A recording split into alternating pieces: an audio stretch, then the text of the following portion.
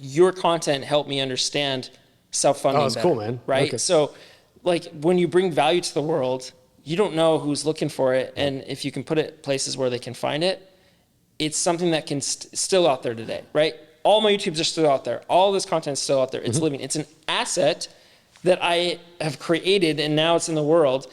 And it's not necessarily that asset's going to produce content or produce like results, but the audience that could find it, they are the ones that can, right?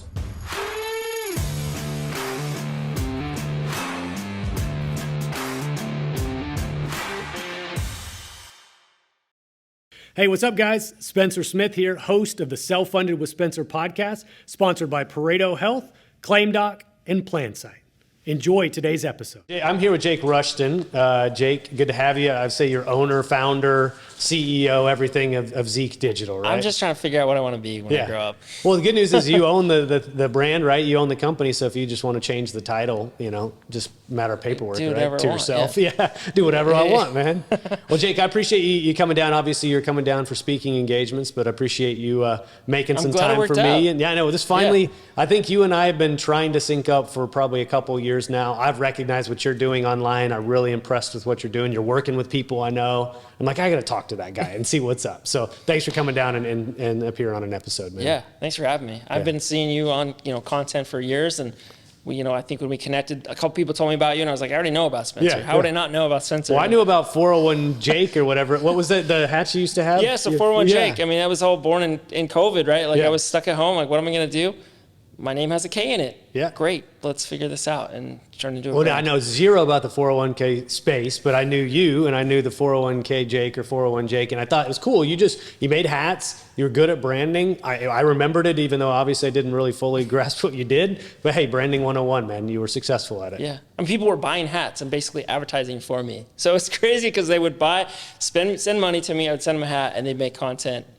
Hey, I got this hat. It was like just free marketing. That's amazing. But it also, the whole idea behind it was people could put that brand on, and it didn't matter like what, they had nothing to do with me, but someone could come up to them, whether they're at a meeting or on a hike or something. What's that K all about? What is the hat? Yeah. Instantly starts a conversation about what they do, selling 401k plans. So that was the concept. Well, that's good stuff, man. I mean, I think that's going to be the bulk of our conversation today around Zeek Digital is this modern version of content creation, and especially content creation in our world, which you obviously have some benefits background. I'm a self-funded guy. You're a 401k guy. At the end of the day, we're probably talking to very similar audiences. Absolutely. And the messaging in that format, in that medium applies. It honestly applies to any industry. And if you're not making content at this point, you are missing out. I think we both believe that strongly. So that'll be the general theme of today's show. But before we go into the blocking and tackling and the call to action of why you should be making content, let's get to know you, Jake. It's a little bit of your backstory first. So tell me your bio, man, as much as you want to share. Pareto Health is the manager of the largest employee benefits group captive in the United States. And it's also now the main sponsor of the Self-Funded with Spencer podcast. I chose to partner with Pareto Health for three main reasons. Number one, their dedication to improving the world of health benefits. Number two, their mission to reduce volatility and to make self-funding simple for mid-sized employers. And number three, the strength and scale of their program. With over 2,300 member groups and more than $1 billion of stop-loss premium under management, Pareto Health is the most robust solution of its kind in the country, period. Stay tuned for more information because I'm sure I'll be featuring them on an episode of the podcast very soon.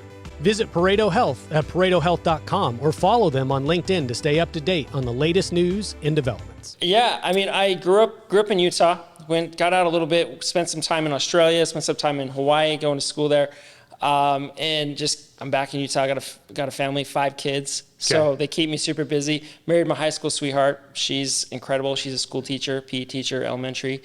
I bounced around for 10 years trying to figure out what to do. Right? I became a financial advisor, got recruited by E-Trade, was on the phones, taking a million calls, answering all these questions, got to the point there where I could just kick my feet up and close my eyes and answer any question. It was just super boring.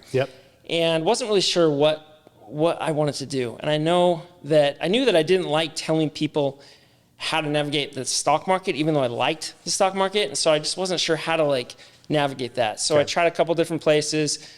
big names, small names, just couldn't figure it out until I found 401ks. Okay. And what really drew me in and what caused me to stick there was it's more education, it's more teaching, it's more helping people understand stuff rather than give me your money, here's what we're gonna do with it. Oh, the market's doing this and this, I can't control that, but it just wasn't a fun conversation. Yeah. And so kind of just lean into that, and that kind of took me through my career. Was the advising space, did you study finance in college? Was that something you knew you wanted to do or no? No, what was funny is I got a bachelor's in economics at the University of Utah. I transferred there actually from BYU, Hawaii, where I was running cross country. Okay. So funny story there. I walked on the team, had a scholarship a week later, had my school completely paid for, just had to run a bunch of miles. Was you just so fast? This guy's got to be on the team. I just got in. Yeah, just started. My wife was playing softball, and I was like, hey, there's a cross country team here. I might as well go try. You had to have been a fit guy coming into it, right? I ran through high school and things, Okay. so I always kind of was a runner. Figured out when I was 11 that was my thing. Ran my first marathon when I was 12. Well, hold on. You ran your first marathon at 12. How the heck does that happen? People told me I couldn't, and I said, yeah, right, I can run that. So well, what possesses an 11 or 12-year-old to go, I want to run 26 miles, dude? And not play video games or whatever it was 12-year-olds and Nintendo was barely coming out. I mean, I'm old. So my dad started running marathons just with a neighbor. And so when I was 11, I watched him do it, and I was like, I could do this. And because I just wasn't great with other sports. I was never on team sports. I was always just kind of on my bike, like riding around. Like that was my thing. And so I started running, and I said, look, I'm going to run this. And everybody, including my parents, said, no, you can't. Did you even know how to train for a marathon at that age? No idea. Okay. No. Were you just think, I'll just go run a lot every day, or what? I just started running, and I picked it up really quick, and I could run really far, really fast, and I really enjoyed it.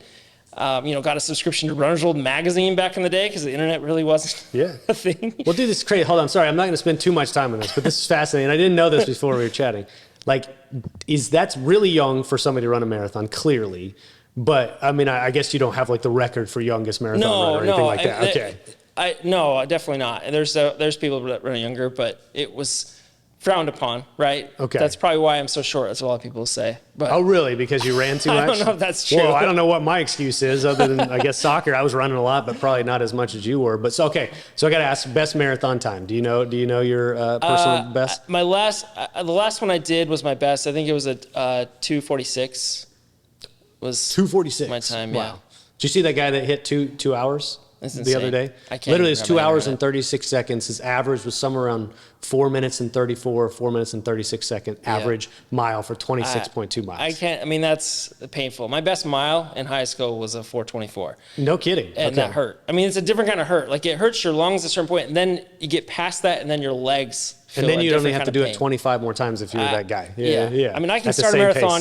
pace. Keeping a 5-minute pace isn't too bad in the first few miles, but the whole time. Well, so now I was going to ask you, I knew you worked out this morning. I was going to say, how does Jake stay so fit? Now I clearly have my answer. But anyways, okay. So back, you were in college, you were running, you made the team, you were running cross country. What is a cross country event? What's the length of a cross country run? So in college, it's 8K and 10K. Okay. So, 6 miles roughly, and it's over grass and hills, and it's very different. And when I was running, it was in Hawaii. So we were at sea level, but it's a different kind of humidity. Okay. So we were a Division II school. We had a great team. We actually had they're professional runners now. We had a great group of guys and girls on the team, and we just worked really hard. We had Division I teams come out, fly out to Hawaii, and we would just destroy them because they think they're going to be okay, but the humidity is just different there. You're sweating a lot. And so it was just a good experience, a great team to be a part of, even though it's an individual sport. Mm-hmm. We really we had to score 5 runners, and so we put a lot of effort in.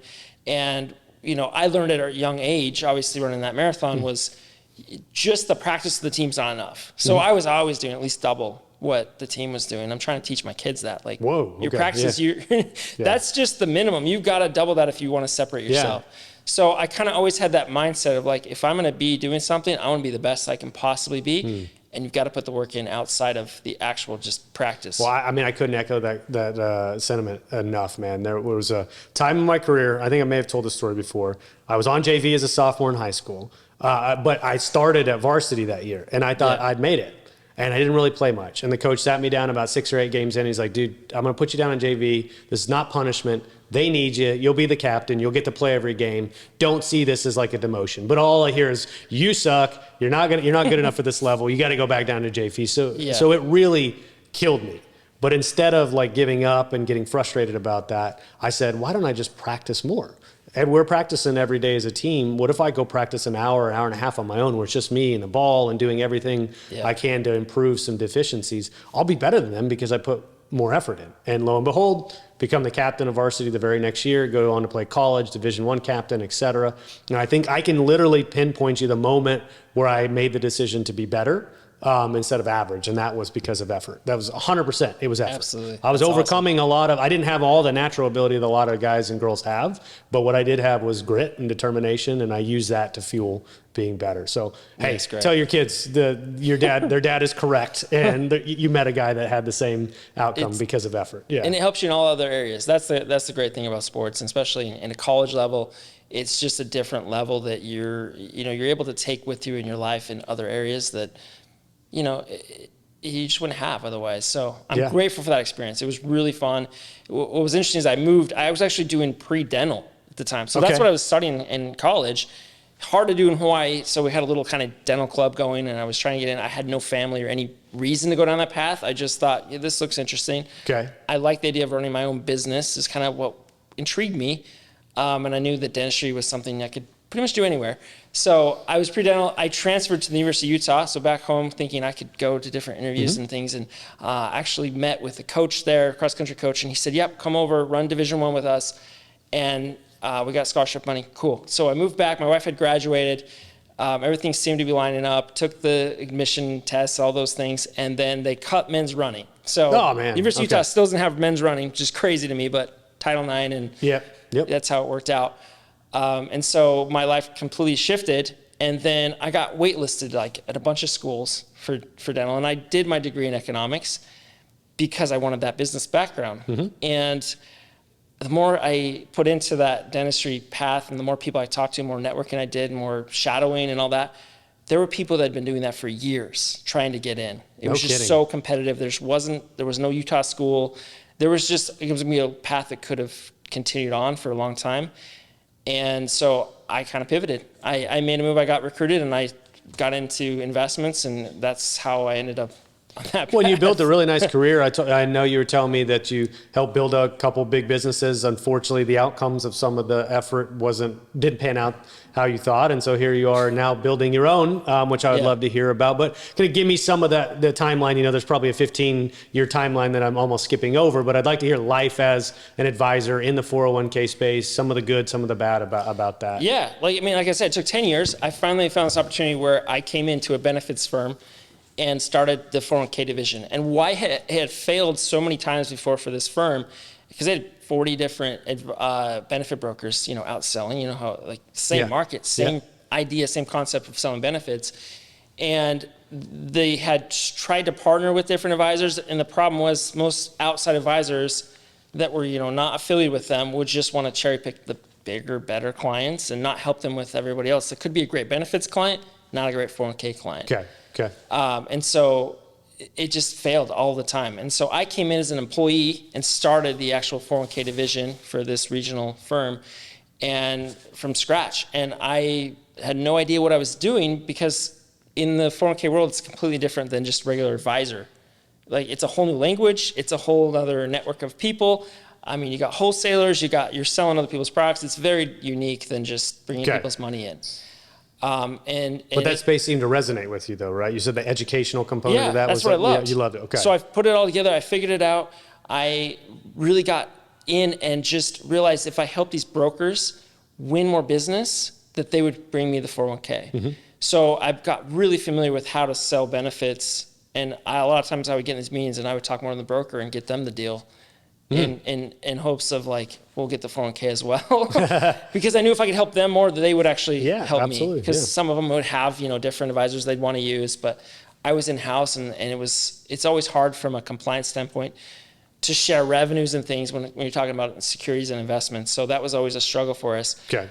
And it reached a point where I realized as an employee, this was only going to grow so far, and I actually had no ownership in anything, and that I had been building something for someone else, which unfortunately growing up, no one taught me the difference between a job and entrepreneurship. It just wasn't a thing. We just didn't, we were taught to work our way up a corporate ladder and not knowing that any day that could be taken away from you. So I ended up jumping into the HSA space for a little bit, just spending some time over there because that was becoming bigger and getting a lot more assets, and I wanted to learn that. And the opportunity that you know came in front of me just seemed like a great one.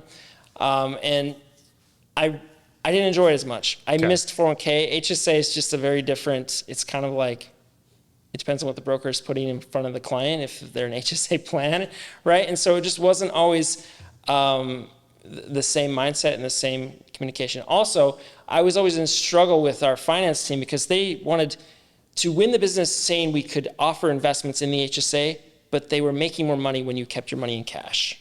Okay. So the struggle was for me to be successful in my job, I had to get people to take the cash out, put it in the market where they made less money, and it was a publicly traded company, and they didn't like that, right? Because these finance people and they were selling their shares, so they wanted the share price to go up, and that didn't help. When I was talking to lots of employees on these webinars and calls, teaching them, move your money over here and invest it instead of seeing cash making interest. So when I realized that was not going to work, like 401k, I'm like, I'm going back. So I jumped back in, joined a firm, a small investment advisor firm in Utah, and just grew the book of business as fast as I could, and with the plan of ownership. And unfortunately, again, that path did not pan out as planned. So, but I learned a lot along the way, worked with a lot of dentists because I had that dental background, worked with a lot of doctors, really got efficient with helping people save on taxes. So different mindset than maybe the mainstream 401k or benefit space talks about of recruit and retain and, have a 401k with Fidelity and, let's just pile its money in there. No, it's a tax strategy for business owners.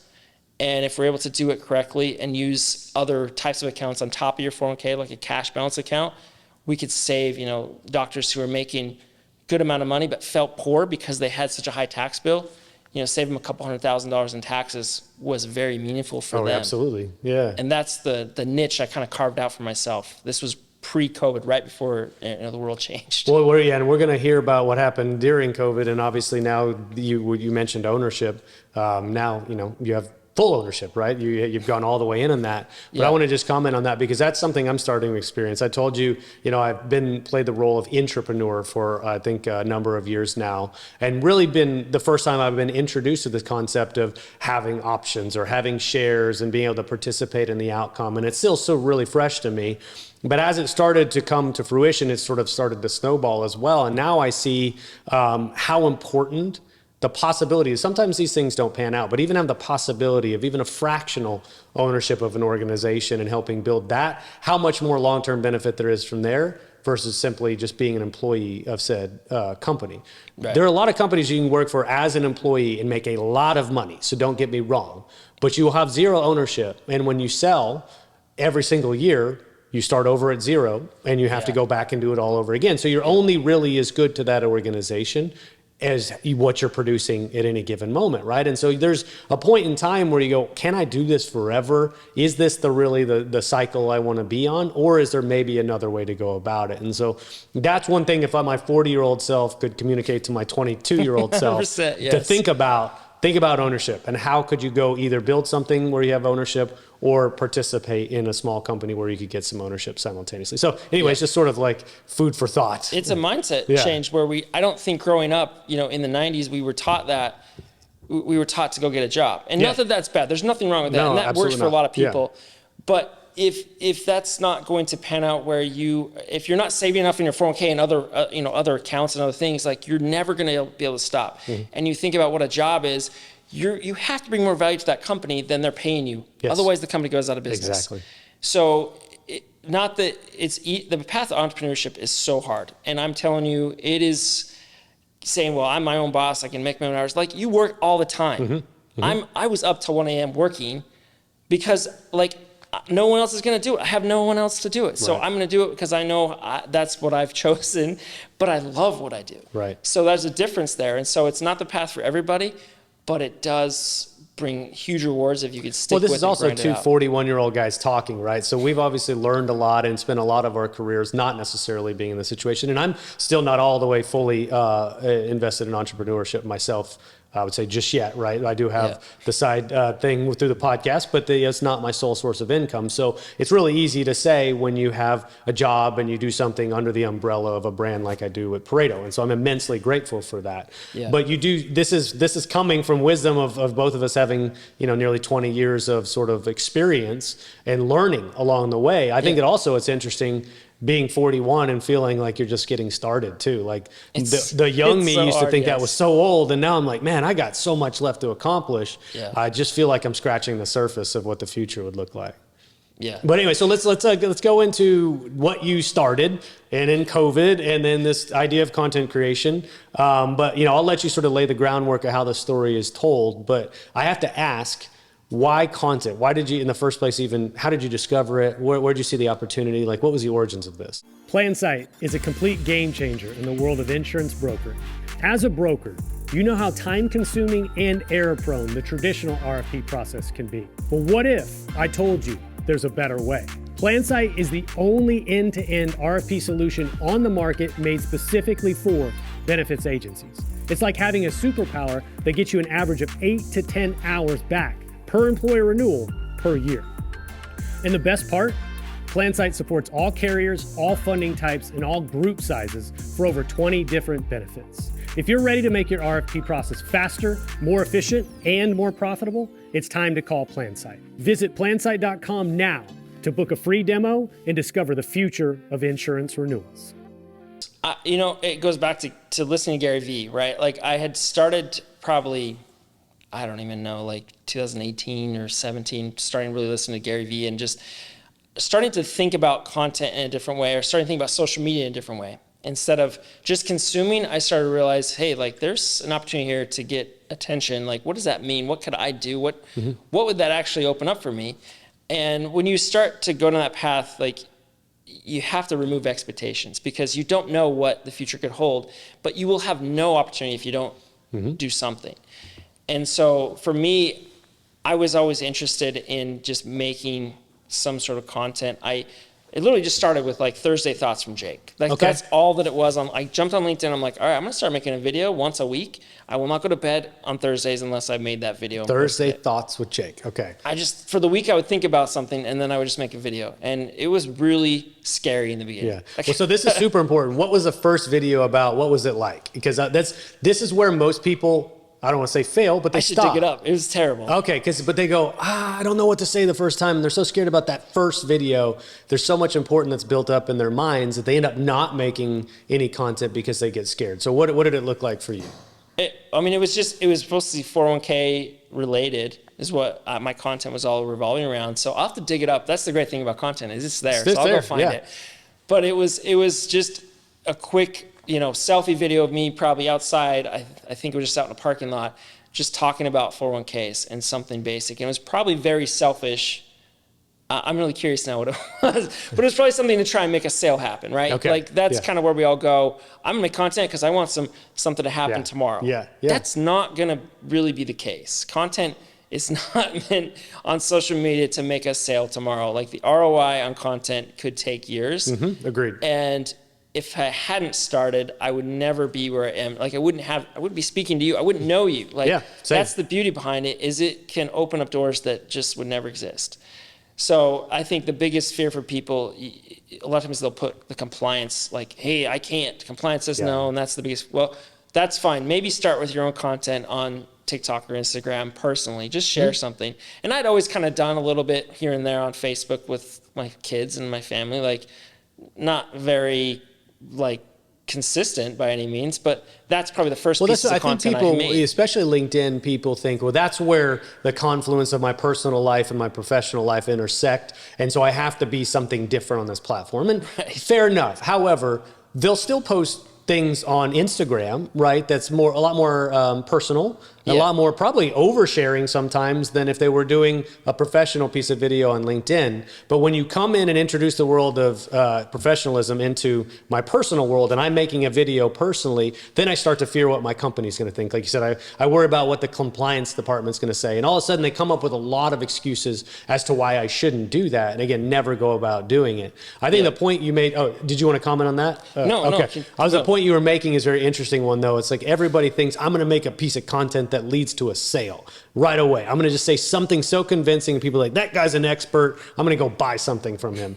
I don't think I've ever seen that happen, man. No. What I have seen is what you said over the course of months, if not years, somebody develops a relationship with the content I put out and eventually comes to me and says, I want to learn more about what you do. And so all you're doing is sort of dangling that out there and saying, if you're interested, this is the stuff I'm about. This is my value system. This is what I talk about. This is what I know. If that interests you, you'll end up in the ecosystem eventually, and you'll eventually tell me, or it'll organically, because we've been talking, eventually just a conversation around what I sell will ultimately come to fruition, but there's no forcing of the issue at all, right? And what blew me away was when I started making content, I would hear the most from people I would run into, right? Not necessarily in the comments or liking or engagement on the platform. I would be at a conference or meeting and people be like, I love what you're doing. And they've never made no engagement at all from them. Yep. But I knew they were watching. So that to me was like, wow, like people are lurking all over the place on social media. I want to not be that person anymore. I want to be the one that's actually giving them the content. When you think about the opportunity, especially with LinkedIn, with almost, what is it, like 930 million users. Is that how much it is? I think that's what it's at. It's close to 1 billion. And the percentage of them that are actually producing content regularly is so small, especially when you take out the ones that are just reposting, resharing, or putting an article out there, or come vote for me for this whatever award. By the way, it's one of the most frustrating things in the world is somebody takes a piece of content from another platform that did really well and sort of reposts it and repurposes it slightly as their own, and it's some feel-good story or it's something nothing to do with them, and they'll get thousands upon thousands of likes, and I'm like, ugh. Frustrates me because they're not making it's not even their own content, right? It's not their own personal thoughts, but whatever. Anyways, so back to your point there. It changed my mindset. I was like, wow, like people are watching even though I don't see it from the metric standpoint. And so I leaned into that. I continued to work on that. And what happened is, honestly, when 2020 happened, I was stuck at home and I'd already kind of built a great book of business and things were at least still operating, but I couldn't see my clients. I couldn't go do anything. So all of a sudden Zoom became a common word that we all had. And I said, all right, I'm doing this now. Like I'm really going to go all in on content because what else am I going to do with my time? Yep. And I borrowed some lights from a neighbor, I got like a sheet set up in my office and like I really just kind of made my own little studio and just set up a YouTube channel, which I'd never done. Yep. Started making videos. I'm like, hey, because everyone kept asking me, advisors in my space, like, how are you doing this? I'm like, let me show you. And so I just started making videos and sharing it with more people. And it turned into this channel and turned into this thing. And I started just brainstorming like brands and ideas. And then that's when 401Jake happened. And I started making t-shirts and hats. And I was like, I just had these ideas come to me and I just started making them happen. Yeah. I got an account with a wholesaler to get this apparel and put my logo on. Got a neighbor to do that. I mean, you just get to work and all of a sudden stuff starts to come together. Well, I was to say, you didn't have a grand master plan when you started, right? I think that's the thing I tell people too, is like, I didn't have a plan. I literally didn't know what I was doing. And I just decided one day I'm going to make this video about Stop Loss 101. And that was the extent of my thought process. Yeah. Other than this, what you were talking about was, I don't know how to get in front of people. Zoom hadn't proliferated like it has today. It's now synonymous with talking to anybody at this point, right? It's like, I'm going to hop on a Zoom and that's how we meet for most of the time now. Yeah. Whereas 3 years ago, nobody had even knew what the company Zoom was, right? So I just said this was sort of born out of confusion, necessity, knowing something is possible, but not quite sure what it is. But really the dumb thing that I would say, not the good thing that I do, but it's sort of dumb luck, is that I just did it. I didn't think beyond that, right? It could have gone completely south or completely unnoticed. It happened to get noticed. However, I didn't have any grand design or master plan. Like I'm not some like process genius that plots out my entire 10-year timeline of becoming Alex Hormozy or Gary Vee. It was accidental, but it was just the doing it that separated me at that time. And I think you and I kind of came to fruition at the same time. Yeah. So we were beneficiaries of COVID to a degree because of that. Yeah, and I think I consumed your content to learn more about that topic, right? Yeah. Because I had my own agency for a bit. Like I was trying to learn that as well, and your content helped me understand self-funding. Oh, that's better, cool, man. Right? Okay. So, like when you bring value to the world, you don't know who's looking for it, and if you can put it places where they can find it, it's something that can still out there today, right? All my YouTubes are still out there. All this content is still out there. It's living. It's an asset that I have created, and now it's in the world. And it's not necessarily that asset's going to produce content or produce like results, but the audience that could find it, they are the ones that can. Well, right? it sort of serves you in perpetuity, right? It's like you said, yeah. it's out there forever. I mean, I'm still amazed that some of my oldest videos that were the worst produced still end up being the most watched for whatever reason. And YouTube's really good about, obviously, if you get retention, that it continues to promote and proliferate and you get comments. But some of those I look back and go, man, I could make that video 10 times better today. But it didn't matter because the substance of the video is what keeps people coming back, not necessarily the production. And the authenticity of it, right? Because it's not this big fancy production. I mean, we spent, at our firm, we spent $5,000 to have a videographer come and make a commercial for us, right? That we put out there, and we had actors come in. I had, the whole day. I shot like all day with them, and I had to like memorize scripts and like say all this stuff. And it's really funny. It's a great little clip. Yeah. It brought me no sales that I know directly, but I got attention for it. But did it get me more ROI than a free video I just made, out in the parking lot? No. Yeah. So what did happen is, I tell the story all the time, is I remember sitting down with a group of doctors that they had Googled my name and they had ended up on my YouTube channel, a couple of them. And we're in this meeting. They have a $20 million 401k plan. Their benefits broker had brought in a 401k person from out of state, sold the plan, basically never heard from that guy again. Right. Put it in place, a lot of problems, a lot of recruiting problems. Like they just needed to solve some things. They had seen my videos that was content made for advisors, how to make content for 401ks. They had seen that. It gave them enough trust to say, in that meeting, Jake's a leader. Like we watched some of his videos. He knows what he's doing. He's going to fix our problems. Let's just vote right now. And they voted on the spot. That's amazing. Right. That's so cool. With content that wasn't even for them, which was made during. Right, but what it did is position you as the authority in that space, right? Because you were seen as the guy that was teaching the other guys and girls in that space how to do it, right? Or talking to people like them. You were clearly differentiated as the authority on that subject in their eyes. Boom, you win the business as a result of that. Yeah. And that's the result. That's what can be produced. But I didn't make the content for that. That's the disconnect for people is they think they got to make the content to make that action happen. No, just give away free value the best you possibly can in your own style. There's a creative element to this. Of course. And that's the struggle I think a lot of advisors were reaching out to me to get help with was like, I don't know how, where do I start? They get stuck in the weeds of like, I got to have all this equipment. I got to figure out cameras and buy all this stuff.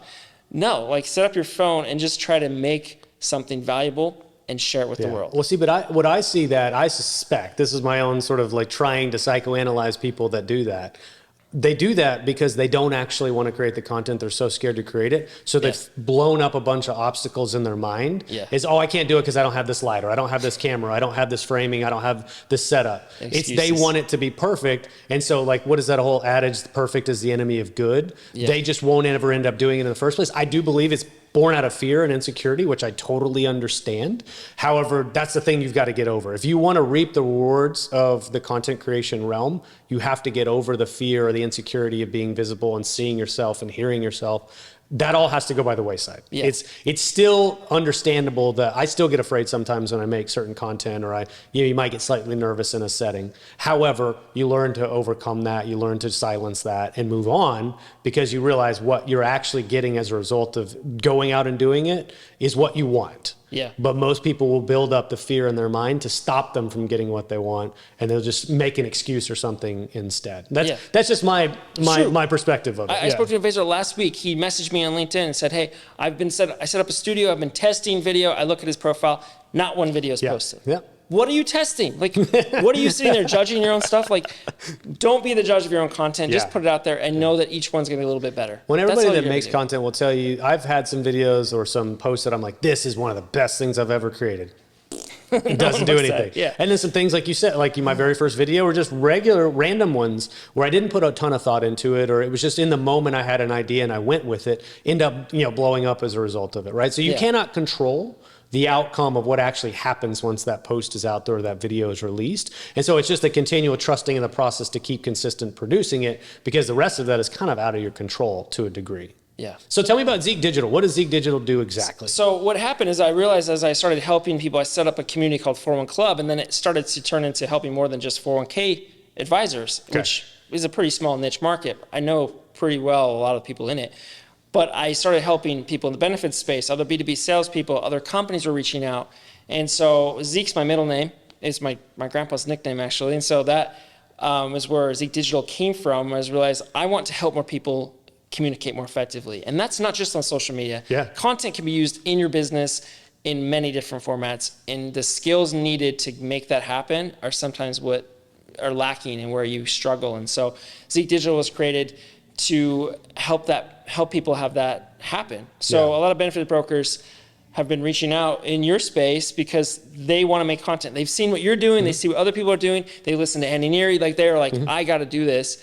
And they just weren't sure how. And so because of my background in the benefit space, I'm able to actually bring that with my video and content expertise with my background in working with HR and CFOs and decision makers of businesses, and help them produce content at scale faster than if they try to outsource it to somebody overseas that has no clue what you're saying. Right, because you layer in the expertise in the actual space. That's one of the things I love about Andy, is that Andy is, kind of a coach, a mentor. He teaches advisors, but he knows the benefit space. Yeah, right? He's been a broker. He gets it. He's been a broker, right? I hire a third-party sales company that knows how to build a sales team or knows how to build leaders and things like that. Great. But if they don't know how to do it in your space, you're still missing something. Yeah. And just like Andy, you bring an element of expertise inside of the space as well. So I think you speak to it a little bit deeper than a third party would speak to it. Right. Which goes back to that when we did that commercial, there's $5,000 video. They're like, this didn't bring results, so we're never going to do that again. Yeah. They give up instead of saying, all right, why don't we put that money into learning skills ourselves about communicating more effectively in video, like we're doing one-on-one, but let's do it at scale so more than just that one person we're talking to at lunch can get this value. And that's the unlock. When a broker, any kind of person in B2B sales understands that what they're doing is valuable, but you're doing it one-to-one, and you're never going to be able to scale that. But if you made content around that, all of a sudden it reached thousands. It's what my colleague Son Wood calls the one-to-many conversation. Yeah. So you're having one, like at the webinar I was telling you about, we shot that video. We had a webinar last week. We played that video. I think 300 people showed up, and we retained like 250 over the course of an hour. I don't know how many came and went, but the retention rate was really high. But we got to do self-funding simplified to 300 people in one video that was shot one time, and now will be released as clips, go into a YouTube channel, all of those things as a result. So we'll probably get 10 times the engagement over time, because it's now out there serving us as Pareto, but serving us personally as well. It's one piece of content that does that. And so you can put all that effort into cold calling, you can put all that effort into in-person meetings. They all have their place, but this is a way to reach a lot more people a lot faster, and then filter out who wouldn't ultimately be a prospect, even though you put a lot of effort into it as well. People forget that, right? Yeah. You're getting to the right people. Yes. And no one wants to cold call, and no one wants to be cold called. So putting that work into that just seems to not make as much sense as putting work into content. So learning the skills necessary to communicate your message and your value to more people is something you should invest in. Like, you didn't know self-funded. Someone had to teach you that skill. Exactly. You didn't know how to do benefits. I didn't know 401k at all. It was a completely new thing. It's a skill I picked up. Just like video. You don't need to hire your niece or your nephew to try and do it for you. That's like sending them to a happy hour, at a client event. It doesn't make sense. You have to be the one to engage. You have to be the one to do it. And it's not this big, hard thing. You can do it just with your phone. For free. For free. Like, it's not going to cost you anything than a little bit of time, and that time that you invest in it will get shortened because you're going to learn that skill and you're going to be able to do it faster. Right. So that's what the real theme of Zeek Digital is. I'm doing it for a lot of people right now, but I'm realizing the bigger opportunity is to help more of you get off the ground and learn that skill, because that's where you find that creative element that you need to offer that value to more people. Well, and so what would it look like? If so I came to Jake Rushton and said, I want to work with you. I like what you're doing. I don't have any idea what to do. How do I get started working with you? What are the things that we're going to plan? That's been the struggle, is like, there's not been a very like steady product to fit for everyone. Okay. So I've had to kind of figure out, some people just want me to help them. Like, they'll make the video. They're good at making videos already as far as just setting up a camera. And then I will take that and I'll amplify it. So I'll put out like a post a day for them from this long, maybe they'll make a podcast once a week, and I'll take that and splice it up. When I realize there's a lot more people that don't even know how to like set up their camera. So I'm in the middle of launching a course teaching people that, so they can at least get off the ground. But then if they want to actually, produce more content from maybe one long piece, because people get overwhelmed, like, I can't do content every day. Well, don't do it for 3 hours a month, and give yourself an entire month's worth of content, and all of a sudden you're everywhere all the time, and everyone's like, I can't. Spencer's everywhere. I see him all the time, and you're like, I recorded for 3 hours this month.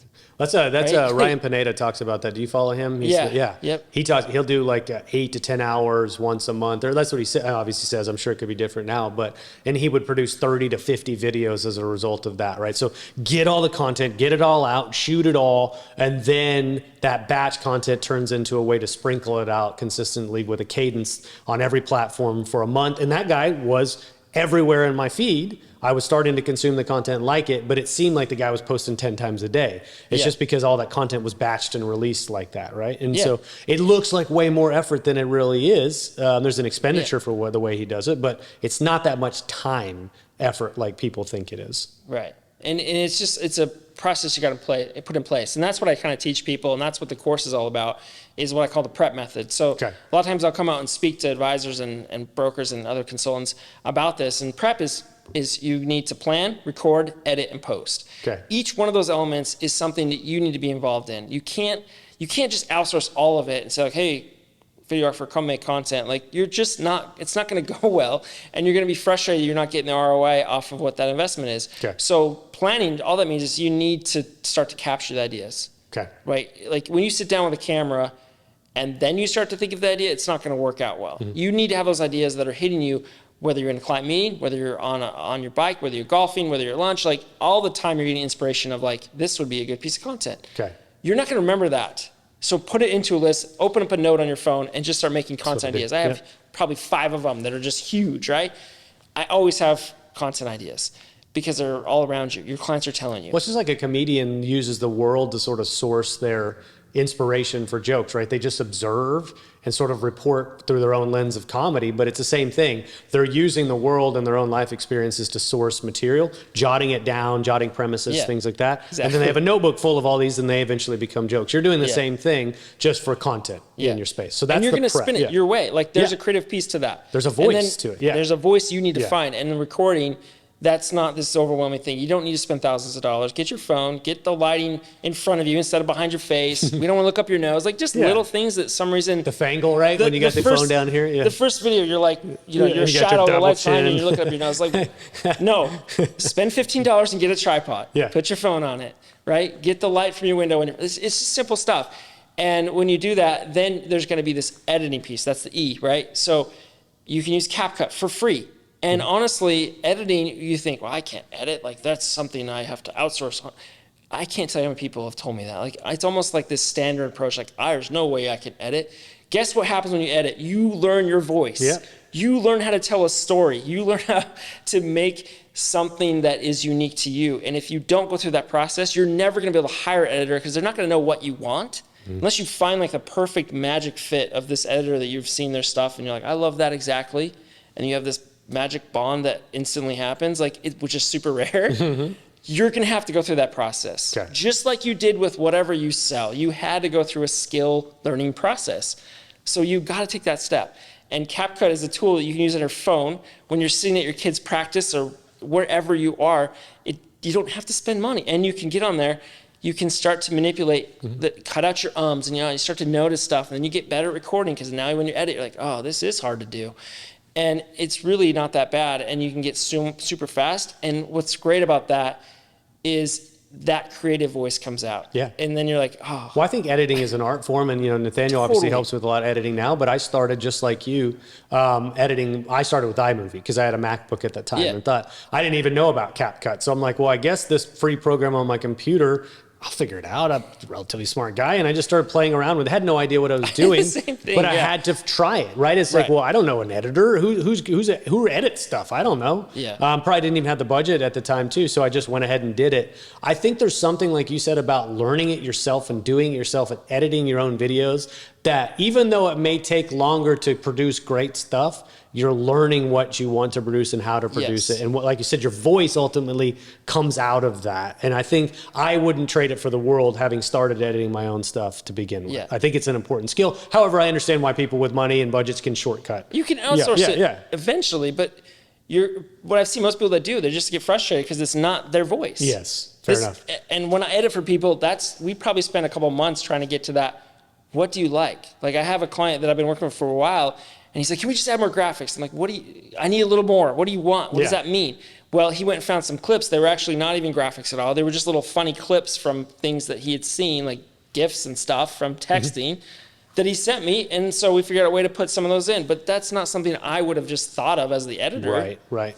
That was his mind. That was his creative mind. That you have to figure that out. Well, and now I kind of know, so we're able to do that more at scale. Okay. So well, so prep was plan, record, edit, and then post. Yeah. Post is the biggest one. Yeah. Stop judging yourself. Yeah.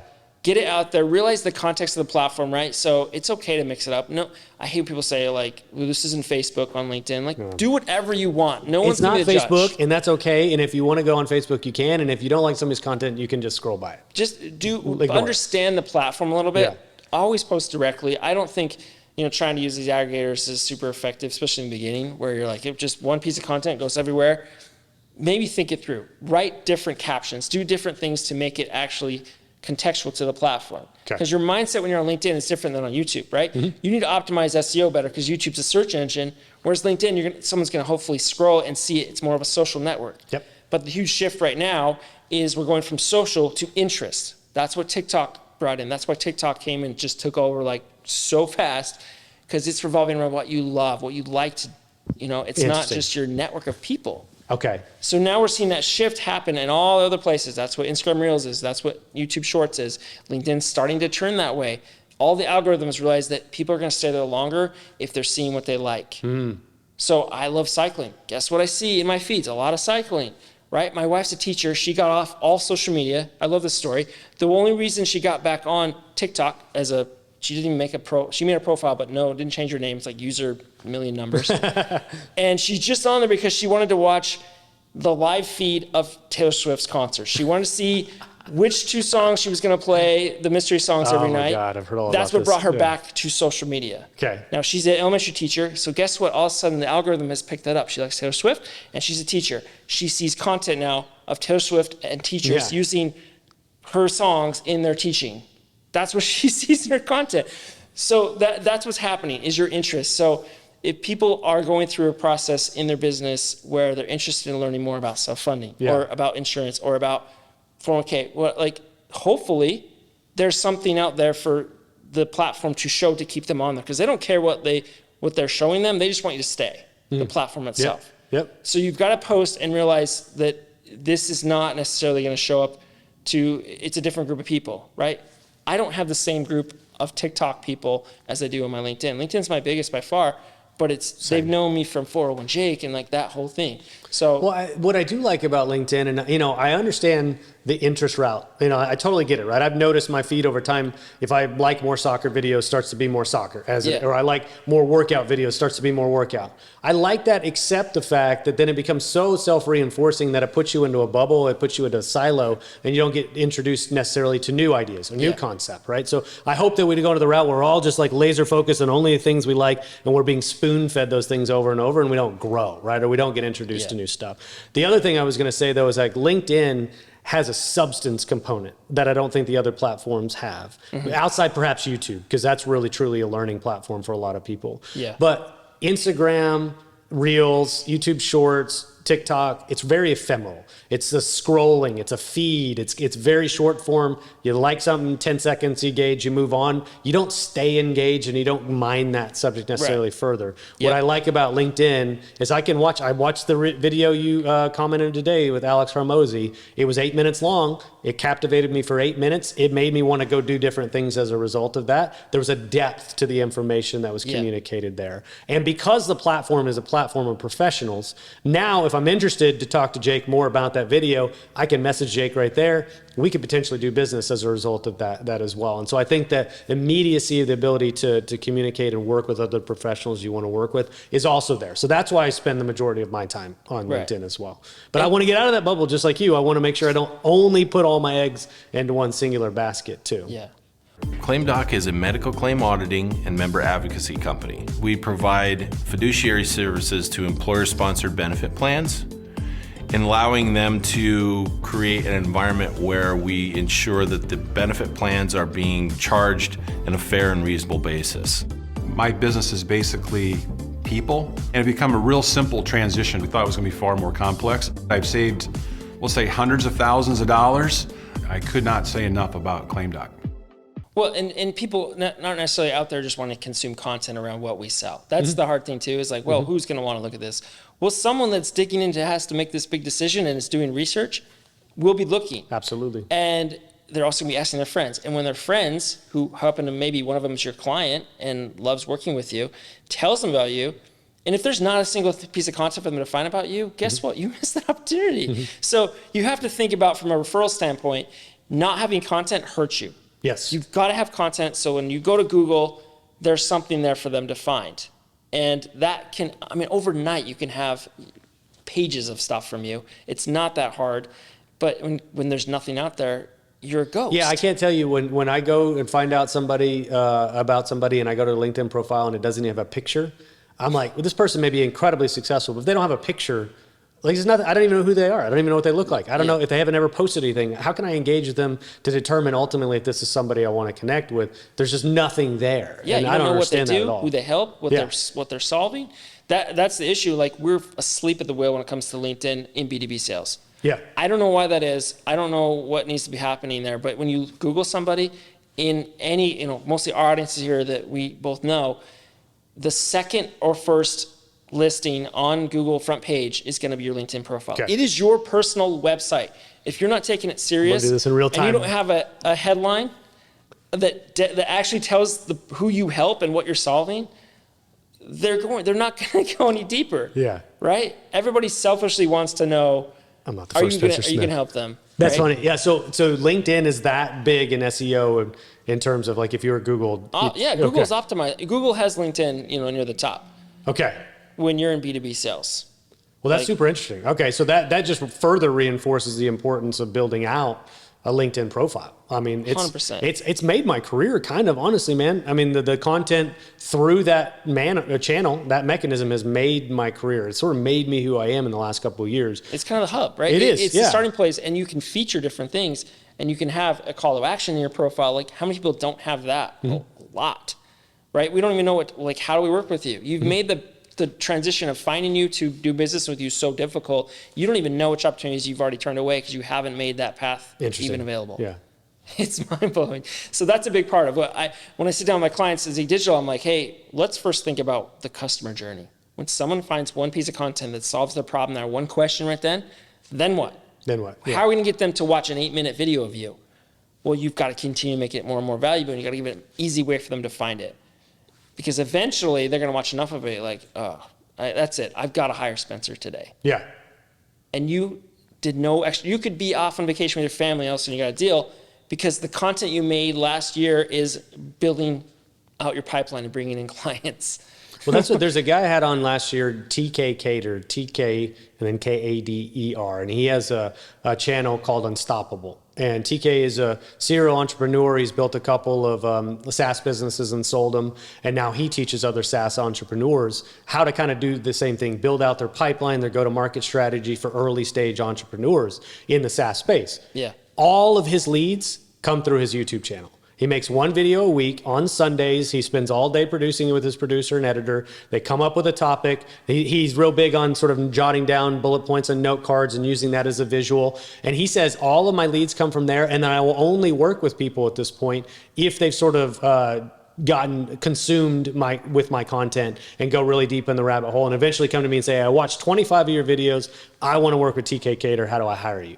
Right. That is his inbound. That is all his outbound and inbound efforts for marketing is coming through that. So all that does is sort of reinforce again the power of giving value and giving value at scale he just uses a YouTube channel, and that's pretty much it. Right. And those leads, honestly, the next step, and that's where it's not just about social, it's about commitments from those leads that do find you.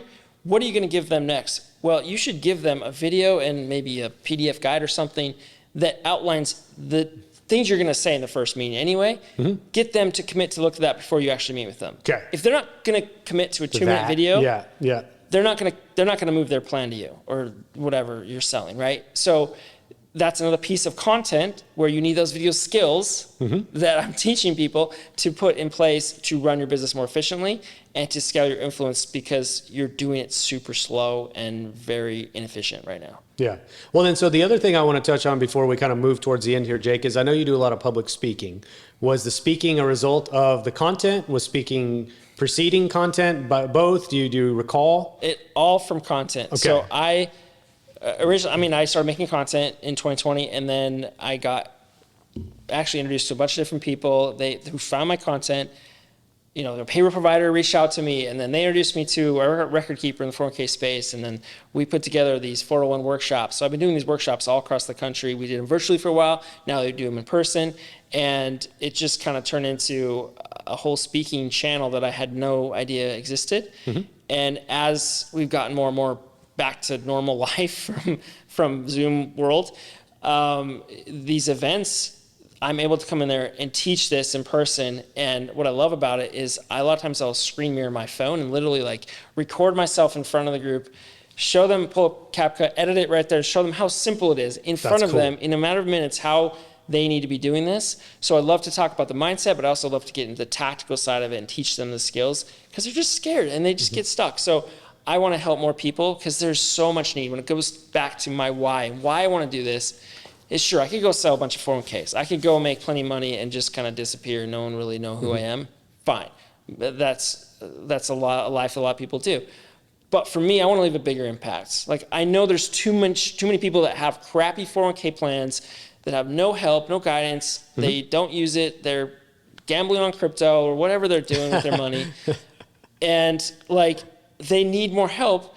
But unfortunately, the advisors that are selling these things are not in a place where they have the skills to communicate with them effectively, and they try to run this passive business model. Well, that's not what I want to do. I want to leave a bigger impact. I want to help more people spend more time with their family. That's what I love the most. So that's what I'm trying to build, is how can I help not only just the people in my industry as far as 401k and benefits, how to scale their influence and get more time back with their own families, but the end employees inside of these employers that they help, what could we do to make an impact to help them get more time with their families? Not just by saving, but also like they could learn these skills too. So there's a whole future that I have kind of in my mind of how I could help more people learn the skill of communicating through video and what kind of doors that could open for them. And it's I think your story parallels mine so much, not just on the content side, but like what you want to do to help people. My channel in which I help most people is like talking to that employer through the broker. So ultimately educating the broker of why self-funding is a powerful mechanism for them to go out and deploy with their clients. That broker wins because their strategy's better. That employer wins because they have the opportunity to bring back control into their health plan, save money, get better benefits for their employees, recruit, retain, business is more profitable. All those are the downstream effect of that. But my voice goes through the broker. So my job is to communicate to them as much as possible. This is something you should educate yourself on. You need to learn, because if you go out and deploy this with employers, you're going to be the hero for them. Your business will grow. And also they're going to benefit immensely as a result of that. So that is how I speak, and that's who I speak to. My impact hopefully will be the top of funnel evangelist for self-funding. And then obviously the army of people, hopefully that ultimately will be convinced by it, will go out and actually execute on it. I don't want to be the guy or girl on the ground executing it. That's for somebody else to do. That's not my role in this whole ecosystem. And so it makes me happy to see that actually coming to fruition slowly but surely, and have people come up to me and say, hey, you convinced me to learn this, or I learned stop loss through you. Now I'm going and do that with my clients, or I'm in an agency and I'm the account manager. Now I know how to speak it when it comes to renewals. All those things are cool to actually hear as a result, but it's kind of a singular mission. That's what I want to communicate to the world. And then where it evolves to, just like you, I'm not quite sure, but it's kind of fun to see it happening in real time. So as we close up shop, Jake, kind of closing thoughts, what do you want to communicate to the folks that have listened thus far before we jump? I think it goes down to, it doesn't matter who's listening to this, what your role is, there's no reason you can't make content. And it doesn't have to just be a social, but there's, in your job, what could you do and use content to communicate your value to more people than maybe the one at a time? And you can learn the skills. You have the tools in your pocket. There's nothing stopping you. There's no excuses. Just get started, because it could open opportunities you don't even know. So whether you're just an account manager at a firm, or a receptionist, or you're the CEO of a big benefit shop, you need to be making content in some way, shape, or form, and you can learn the skills to do it. Don't be afraid.